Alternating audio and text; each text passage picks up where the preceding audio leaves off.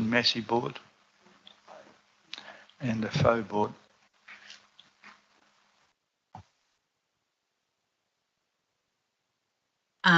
So goes first. Marina? I was looking for them, but there they are. Kay, there you are, and Chris, there you are. Marina, I'm Kay Thomas, the floor is yours. I'm Kay Thomas, Chair of the Faux Local Board. You've already heard how before the allocation of shovel-ready funding, the local board's licensing trust and Auckland Council had put significant funding into stretches of the shared path. Over time, we thought we'd see these disparate lengths of path become connected to provide a shared path from Avondale to Henderson. So we were really excited when the shovel-ready funding was allocated. Currently, there are no real connections between Newland and Henderson for cycles, and the path would provide safe networks between schools and communities and between and within our two local board areas. The path would also provide connections to the much neglected Faux River and would enable environmental initiatives to improve the health of the river and its environs. In terms of priorities, Faux Local Board would like to see the path from the Northwestern Cycleway to Roberts Field go ahead. That's in Te Atatū. Although this means connections within the Faux would be deferred until sometime in the future, we believe the total lack of safe cycling infrastructure along Te Atatū Road makes this part of the pathway a greater priority than other parts. It's a very busy two-lane road with a narrow footpath, making cycling very dangerous. We accept the council cannot currently afford to fund this pathway, but cancellation of the project means we'd have no hope for safe connections in the future.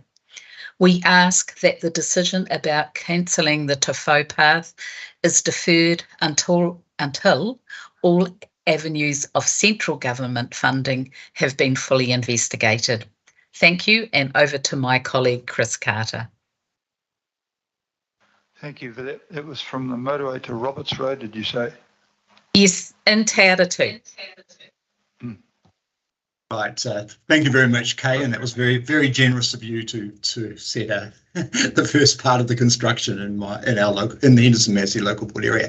Morena, and good morning, Your Worship and councillors. Thank you very much for the opportunity to speak very briefly, because we've already spent, you've got a busy agenda and you've spent some time on this really worthwhile project.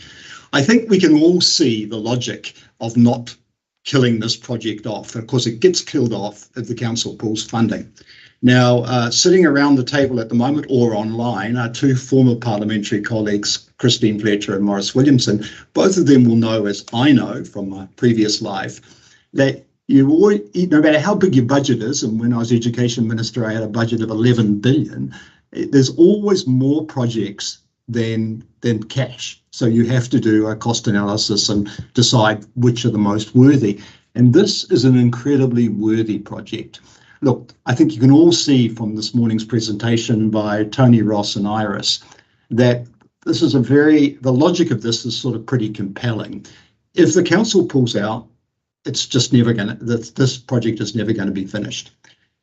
The council also throws away 35.3 million of central government funding and adds to the already huge debt burden the city has, because of course Crown investment properties will undoubtedly have penalties around the money they've already spent. And I doubt whether there's any contingency for that in the budget already. So we'd have no pathway, we'd lose the central government 35 million, and we'd add to the city's debt. Well, the logic of that is quite clear that if we can take the project forward, we should. Now, Your Worship, you said on Monday, and I thought I was really attracted to this idea, that local boards come up with a little list. I think you suggested 5. I've probably come up with 3 out here of key projects that we want. And you said, and I thought the critical thing was, okay, these are the things you want. Tell us how we can achieve them. Well, we've got a pathway for this, haven't we? We've got, first of all, in May, we've got 350 million in the government's new Transport Choices Fund, which is all about cycle and pathways. I've had a talk to Michael Wood already. While he's the decision maker, he clearly is going to professional enough not to say, I'm going to say yes, but he did say there'd be a strong case in making up some of the funding shortage from that fund. So that's a strong opportunity which may or may not eventuate. The trust led by Tony and Iris and Ross has already been a really successful fundraiser so far. And the chances of them coming up with some more money is probably quite good. I was really attracted to Councillor Walker's idea of getting the boards funded by the community. There's all those sorts of things. Those things can only happen if the project goes forward. So, Your Worship, I think what I would request is that the council doesn't pull out. It gives a conditional tick for this, but it's conditional on raising more money. So I think we should defer a final decision on this until after May, when the central government fund is available, in addition to maybe some new ideas around changing some of the design and maybe getting a bit more sponsorship. So we can't lose this project for the logic that I outlined and others have outlined today, but let's see how we can make it work. Thanks very much. Thank you very much, Chris Carter. I've got Councillor Watson wanting to make a speech, but I'll remind you that later on there is a confidential item to talk about this. So just ask questions about these two rather than the discussion of our decisions later. Okay. I'll give it my best shot, Mr. Mayor. Chris and Kay, a really interesting, analysis of potential funding for the future. The question I would ask, though, in terms of the local board for a project that is such a high priority as this, has any thought been given to trading off, potentially other capital works that you're aware of? I know if it was me, I'd be looking to keep this going and, perhaps willing to come and go on something else. Has there been any thoughts along those lines? Yeah, we have actually. We've got a bit of transit money, which was compensation for the extraordinary amount of time that was spent in widening Te Atatu Road. So we would use some of that funds, but it would be less than $1 million.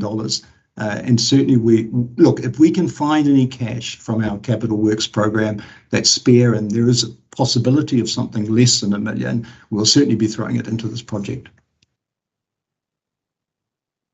And we don't have any significant capital works that we can defer. Ollie has been deferred for us by the funding shortfalls, and so we're just not in a position. We have already given significant funding to this over the last few years. Okay, thanks very much. Councillor Henderson and Councillor Leone have moved and seconded the acceptance of this, please. So all those in favour, please say aye. Contrary, carried. Thank you very much for your presentation.